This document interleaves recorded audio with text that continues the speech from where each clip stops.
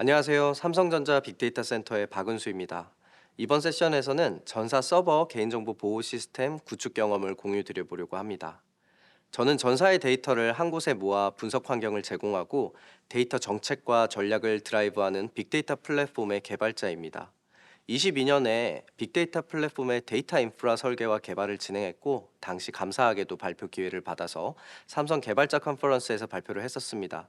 그리고 그 이후에 23년부터 전사의 데이터에 대한 개인정보를 비롯한 민감 정보를 탐지하고 보호하기 위한 시스템들을 구축해 왔는데요. 오늘 또 이 자리를 통해서 23년부터 진행했던 개인정보 보호 조치를 위한 두 개의 대규모 시스템을 구축하며 각 시스템의 핵심 기술에 대해 한 가지씩 소개해 드리려 합니다. 데이터 엔지니어 분들과 플랫폼 엔지니어 분들께 많은 도움이 되셨으면 좋겠습니다. 다음은 목차입니다. 우선 과제 배경을 먼저 설명드릴 거고요. 개인정보 현황을 모니터링하기 위한 PII 에이전트 시스템, 그리고 개인정보를 보호하기 위한 암호화 시스템인 DKMS 시스템에 대해서 다룰 예정입니다. PII 에이전트 시스템에서는 전체 내용을 다루긴 좀 어려워서 우리 회사의 스케일 이슈를 좀 해결하고자 파이프라인을 구축을 자동화했던 내용들을 좀 다뤄보려고 하고요. 암호화 시스템에서는 암호키를 안전하게 전달하기 위한 인증 시스템, 킬리스 인증 시스템 구성을 좀 소개해 드려 보려고 합니다. 우선 배경입니다. 최근 개인정보에 대한 사회적 관심과 중요도가 향상되고 있습니다. 해커들의 위협은 단순히 프라이버시 침해를 넘어서 고객의 금전적 신체적 손실을 발생시키고 있습니다. 이에 글로벌 각국은 개인정보 보호 관련 규제를 강화해 나가고 있는데요. 다양한 국가에서 비즈니스를 하는 삼성전자에서도 거점별 각 시스템의 개인정보 보호 수준이 달라서 법률이 보호하는 수준 이상의 수준의 보호 체계를 구축하고 전사적으로 개인정보를 보호해야 한다라며 여러 과제들이 착수되었습니다. 당시 경영진 회의에서 있었던 코멘트들인데요. 워낙 인상 깊었던 내용들이라 적어봤습니다.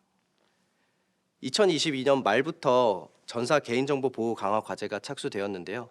단말, PC, 서버 이런 전체적인 시스템을 담당하는 거에서 오늘 말씀드릴 내용은 서버의 개인정보 보호를 어떻게 하는가에 대한 내용을 저희 빅데이터 센터에서 담당했었고, 이 내용을 한번 설명드려 보도록 하겠습니다. 전체적인 과제의 목표는 보시는 바와 같습니다. 각 서버 시스템의 데이터를 PII 에이전트 시스템이라는 현황 관리 시스템으로 가져와서 현황을 PII 맵을 통해서 표현하고, 해당 시스템의 개인정보 데이터는 DKMS 시스템을 통해 암호화하여 관리하게 됩니다. 먼저 PII 에이전트 시스템을 소개드리겠습니다. 주로 데이터 파이프라인과 에어플로우 기술에 대해서 다룰 거기 때문에 데이터 엔지니어링 하시는 분들께 많이 도움이 될 것 같습니다. 개인정보 현황을 모니터링하기 위해서는 당사 모든 시스템의 데이터 일부를 데이터 파이프라인을 통해 수집해 와야 합니다. 그 후에 PII 디텍터라는 AI 모델을 통해서 데이터 내에 어떤 개인정보가 있는지를 식별하게 됩니다. 이때 개인정보 탐지 모델은 당사 삼성리서치에서 자체 개발한 AI 모델을 통해서 각 칼럼별 개인정보 보유 여부와 종류를 분석하고 있습니다. 그런데 문제는 그 규모에 있습니다. 당사에서는 76개국에 240여 개 거점을 두고 비즈니스를 전개하고 있습니다. 거점들에서 운영 중인 시스템은 약 1천여 개, 데이터베이스 인스턴스 클러스터는 1,500여 개, 테이블 수로는 700만 개가 넘는 데이터가 운영되고 있습니다. 이 과제를 개발하기 위해 필요한 데이터 파이프라인은 몇 개가 될까요? 과제 설계 당시에는 정확한 이유 수치를 몰랐지만 그래도 대략적으로 한 1천여 개에서 100만 단위까지 파이프라인이 증가하지 않을까 하고 생각했습니다. 파이프라인을 적게 운영하면 운영할수록 한 개 파이프라인에서 수집해야 하는 테이블이 증가하니 파셜 에러가 증가해서 복구가 어렵고 무거운 파이프라인이 되고, 파이프라인을 많이 운영하면 유지 보수해야 할 파이프라인 수가 증가하니 유지 보수 비용이 늘어나는 문제가 있었습니다. 그래서 저희는 각 데이터 파이프라인을 로지컬 데이터베이스, 즉 크리에이트 데이터베이스라는 DDL 스테이트먼트로 만들어지는 데이터베이스를 기준으로 구축하기로 결정합니다. 이제 약 2만여 개의 파이프라인을 구축해야 합니다. 사람과 시간은 한정되어 있는데 파이썬 코드로 개발되는 에어플로우 태그, 즉 데이터 파이프라인을 각각 만들다 보면 수많은 메서드와 클래스가 중복 개발되는 것을 보실 수 있습니다. 수백 개 정도 개발할 때는 각각 개발하는 것이 파이프라인 간 결합도를 낮출 수 있어 괜찮을 수 있습니다. 다만 저희 과제의 특성상 2만여 개의 파이프라인을 건별로 구축하는 것은 불가능했습니다. 그래서 생각해낸 것은 노코드 데이터 파이프라인입니다. 데이터 엔지니어 분들은 코드리스 프레임워크 내에 대그 내에서 사용할 태스크의 실행 로직인 오퍼레이터를 개발합니다. 그리고 실제 파이프라인을 개발해서 배포할 때는 단순히 태스크를 선언형 문서인 야물 문서에다가 조립해서 저장하는 구조가 되겠습니다. 이 구조를 통해 동일한 로직을 반복하는 작업을 최소화할 수 있었습니다. 그럼에도 불구하고 유사한 야물 파일이 증가하기 시작합니다. 이에 쉽게 유사한 야물 파일을 생성할 수 있는 템플릿 엔진을 도입하게 되었습니다. 에어플로우에서 실행하는 코드리스 위에 배포하기 전에 템플릿 야물을 파라미터와 조합하여 렌더링하고 이를 대그 야물로 만들어서 코드리스가 이 대그 야물을 에어플로우 대그로 변환합니다.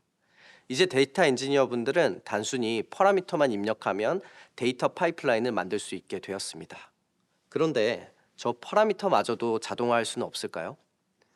저희는 템플릿 파라미터에 주로 데이터베이스의 접속 정보가 필요하다는 사실에 주목했습니다. 오늘 발표 내용엔 포함되진 않지만 파이프라인 로직을 자동으로 생성하는 것도 중요하듯이 로직이 실행될 기반 데이터 인프라스트럭처를 설치하는 것도 하나의 챌린지였는데요. 저희는 각 시스템 환경에 따라서 테라폼, 즉 인프라스트럭처 애즈 코드를 자동으로 생성하여 데이터 인프라스트럭처를 구축하고 있었습니다. 이때 생성한 인프라 정보에다가 데이터베이스 엔드포인트 등의 대부분의 접속 정보가 포함되어 있었고 인프라스트럭처 설치 시에 이 정보를 이벤트로 미리 전송해서 파라미터를 추출하였습니다. 이제 인프라 정보로부터 동적으로 파라미터가 생성되고 데이터 엔지니어 분들은 템플릿 야물 개발과 코드리스 프레임워크에만 집중하면 되는 구조가 만들어졌습니다. 인프라 스캔만 하게 되면 데이터 파이프라인이 자동으로 만들어지는 구성이 된 겁니다. 그렇게 자동 생성된 야물이 5천여 개가 넘어가면 에어플로우의 스케줄링에 문제가 생기기 시작합니다. 이 문제는 야물 데이터를 파싱을 병렬로 처리하거나 프리로딩, 프리패칭 기법을 하는 여러 최적화를 수행해도 결국엔 발생하게 됩니다. 결국 2만여 개의 파이프라인을 운영하기 위해서는 여러 에어플로우 클러스터를 운영해야 하는데 저희는 중앙에 파이프라인 매니저라는 서버를 두고 각 에어플로우 클러스터에서 데이터를 가져가는 풀 아키텍처를 사용하였습니다. 또 이때 스테이터스 관리는 중앙에서 관리하여 모니터링을 효율화할 수 있도록 코드리스 프레임워크에서는 모든 태스크의 execute 메서드에다가 데코레이터 패턴을 이용해서 파이프라인 상태를 변환하는 것으로 지원하였습니다. 에어플로우에도 이런 유사한 기능으로 에어플로우 훅이라는 게 있는데요. 이 훅은 대그를 조립하시는 데이터 엔지니어 분들이 자유롭게 이용하실 수 있도록 사이드 이펙을 최소화하고자 별도의 데코레이터를 사용하였습니다. 그렇게 23년부터 24년까지 총 714만 개의 테이블에서 개인정보 현황을 분석하는 데 성공하였습니다. 전체 데이터 파이프라인은 25년 10월 기준으로 22,500여 개 정도를 운영하고 있습니다. 이 데이터 파이프라인은 컨트롤 플레인에 해당하는 것으로 전체 데이터가 한 권역에 몰려 있다는 내용은 아니니 참고 바랍니다. 이렇게 파악된 개인정보는 적절히 보호 조치해야 합니다. 빅데이터 센터에서는 법령 이상의 암호화 기준을 세우고 일관된 기준으로 전 세계에 있는 시스템들에 적용할 수 있는 중앙화된 DKMS라는 암호화 시스템을 제공하였습니다. 이번 장표에서는 서버 간 암호키 교환을 위한 인증 부분을 다룰 것이기 때문에 백엔드 클라우드 그리고 인증 부분에 대한 내용을 다루게 되겠습니다. DKMS의 핵심 요구사항 중에는 5.9 이상의 고가용성도 있었는데 오늘 저희 조직의 백승규님께서 고가용성을 위한 DKMS 서비스의 무중단 배포와 자동화 전략이라는 세션으로 소개드릴 예정이니 많은 관심 부탁드립니다. 개인정보 암호화는 각 원천 시스템에서 DKMS SDK를 설치하여 데이터를 암호화를 수행합니다. DKMS 서버는 암호 코어에 필요한 암호키를 중앙에서 관리하고 제공함으로써 시스템 간 암호문이 전송되더라도 암호키는 전송할 필요가 없는 구조로 개발되었습니다. 그런데 DKMS SDK, 즉 클라이언트에서 서버로 통신할 때 우리는 이 클라이언트를 어떻게 식별하고 암호키를 제공할 수 있을까요? 암호키는 개인정보 이상으로 귀중한 데이터이기 때문에 당연히 안전히 전송되어야 하고 인증된 클라이언트에게만 제공되어야 합니다. 우리는 인증하지 않은 시스템에서 인증키를 사용하거나 시스템 관리자가 인증키를 사용하거나 운영자의 관리 소홀로 인증키가 유출되면 개인정보를 안전하게 지킬 수는 없을 겁니다. 그래서 과감히 인증키를 없애기로 결정하였습니다. 어떻게 인증키가 없는데 인증을 할 수 있을까요? Auth 2.0 토큰 is change 표준에서는 그 방법으로 impersonation이라는 기법을 제공합니다. 나는 AWS 서버에서 동작하는 시스템인데 AWS 시큐리티 토큰을 줄 테니까 DKMS 엑스토스 토큰으로 바꿔줘 라고 하는 건데요. 인증키를 사용하는 대신에 짧은 시간에 유효한 토큰을 이용해 인증을 하는 방식이 되겠습니다. 이때 토큰을 교환해주는 DKMS 서버가 신뢰할 만한 ID 프로바이더를 통해 발급된 아이덴티티 토큰이어야 하고요.